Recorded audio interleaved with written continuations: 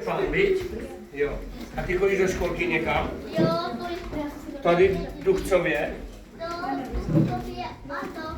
Tam, jako ty stropky a chodí do velkého oddělení. Tak nám to Štěpáne teď pověz.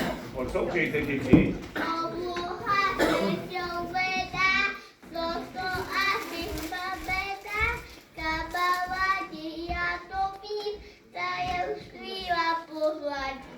Mikuláš, peče pelníčky, pro koho dobře se pokuky a hodíčky. Mikuláš, peče pelníčky, pro koho dobře se pokuky a hodíčky. Tak ale můžu říct, já jsem opravdu neznal.